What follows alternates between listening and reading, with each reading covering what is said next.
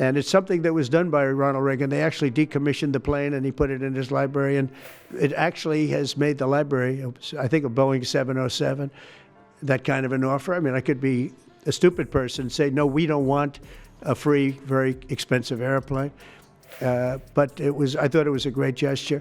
And I think it was a gesture because of the fact that we have helped. It's actually made the library more successful. So it was good.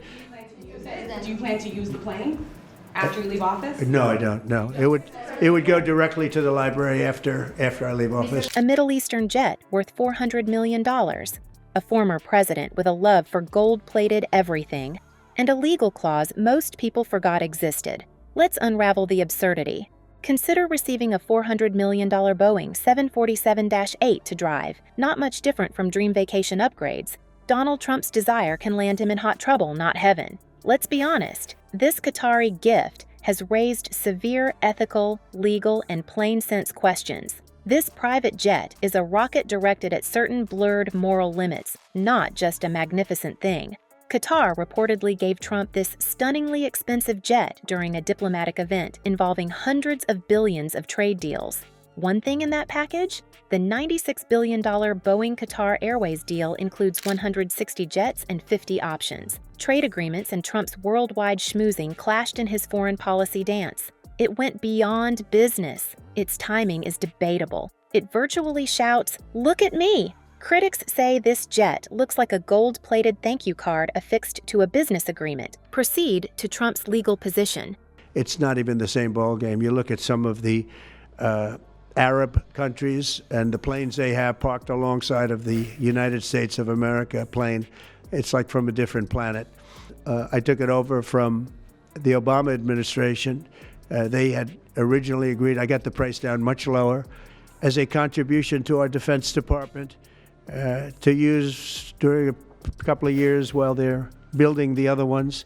I think that was a very nice gesture. Now, know the emoluments clause? A disturbing regulation in the U.S. Constitution states that foreign government gifts must be approved by Congress. A fan's Rolex is different from Qatar's $400 million airliner. That's low-key during a climate march, like a MAGA cap. The clause prevents foreign governments from bribing under goodwill. This deal goes overboard in reality TV celebrity shoes. Consider it a huge Trojan horse. Qatar Airways and Trump's egos seem to drive it. If you delve inside, you find other motivations? Accepting such a gift sets a worrying precedent, say lawyers. Suppose every international leader gave lawmakers boats, penthouses, or private planes. Then diplomacy is a shady auction, not foreign policy. Will this kindness be a bribe or an olive branch? Ethics watchdogs are pressing the red button over the $400 million issue. Wait, there are more than moral dilemmas. And it's close to 40 years old, might be more than 40 years old now. And we, when I first came in, I signed an order to get it built. And I think they knew about it because they buy Boeings. They buy a lot of Boeings. And they knew about it. And they said, we would like to do something. And if we can get a 747, it'll go to my library. They're talking about going to my library in years out. But I thought it was a great gesture. And it's going to be a while before we get them. And I think Qatar, who we've helped them a lot over the years in terms of security and safety. I think they, and very, very nicely, and I have a lot of respect for the leadership and for the leader, Qatar. Imagine this jet isn't what it seems. Imagine this $400 million plane as a security headache rather than a diplomatic symbol. With its sumptuous lounges, gilded trimmings, and possibly a fountain, the airplane could be a billionaire's dream. But underneath all that flash lies something.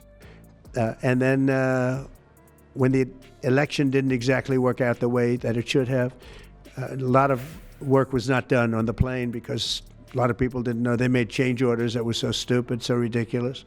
I could be a stupid person and say, oh, no, we don't want a free plane. We give free things out. We'll take one, too. And it helps us out. Because again, we're talking about we have 40-year-old aircraft and continue to. We will continue to. All of those countries, Saudi Arabia, UAE, Qatar, and others, we keep them safe If it wasn't for us, they probably wouldn't exist right now. Is the plane just a luxury gift, or does it listen in on your conversations? Nobody has tested if this jet could meet Air Force One's strict standards. More than just a plane, Air Force One is the U.S.'s aerial fortress. It has advanced protection features and encrypted communication technologies to protect against almost everything. Imagine your typical flight resisting James Bond-style onslaught. So you say you want a fair deal with China. What is a fair deal look like? And you want that to... Well, I want a fair deal with China, but China's been ripping us off for many years, so maybe something should be thought about, a little bit of retribution. Has Qatar asked for anything in exchange for that $400 million luxury jumbo jet? And how can the American people be so sure that they will not in the future? I wouldn't tell the Wall Street Journal because it'd be wasting my time. There are talks, but I don't want to talk to the Wall Street Journal. But look, Equivalent, stature at the time. It's not even the same ballgame. You look at some of the... Compare that to a foreign government-issued luxury jet.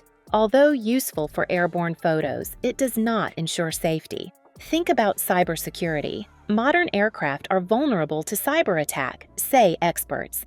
Given that this aircraft was built overseas and flown from Qatar, things get risky. If someone had access to its computers before Trump received them, might they have changed its systems? Imagine Trump flying a spy Wi-Fi hotspot jet. Though absurd, it's feasible. Changing this plane to meet Air Force One security demands is unlikely to succeed. It's not like installing a turbocharger. The maintenance issue cannot be ignored. Who would likely maintain such planes?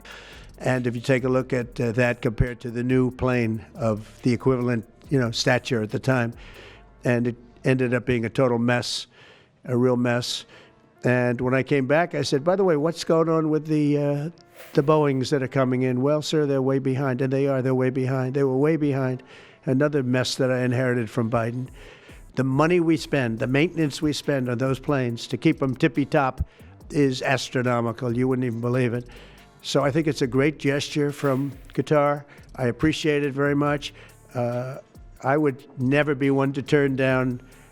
And I think this was just a gesture of good faith.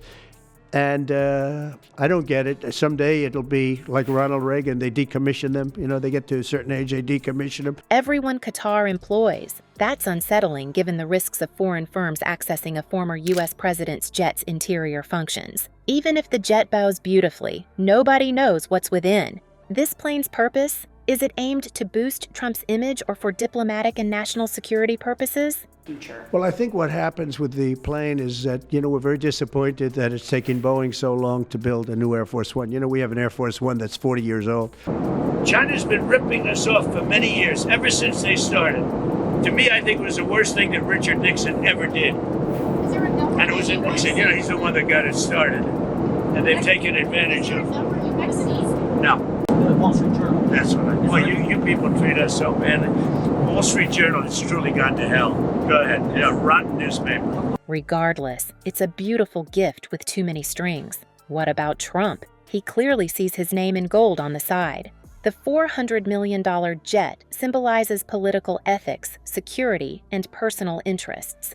Over-gifting from other nations blues and oppresses borders. Legal scholars remind us that the Emoluments Clause was supposed to prohibit this illegitimate influence. What follows without openness and control?